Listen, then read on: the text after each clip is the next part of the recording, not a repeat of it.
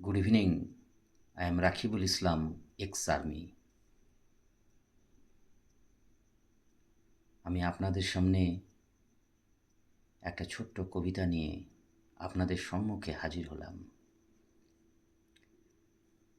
সবাই ভাবে আমি বুঝি না, চুপ করে থাকি,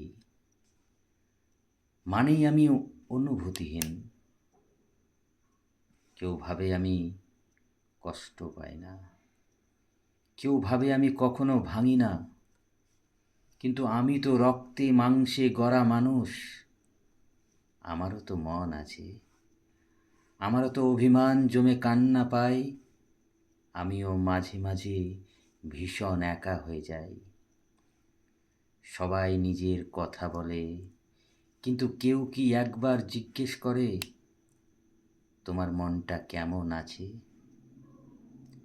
আমিও মানুষ, ভালোবাসলে ভালোবাসি, ভেঙে গেলে নিঃশব্দে কাঁদি, তবুও মুখে কিছু বলি না, কারণ কেউ শুনবে না জানি।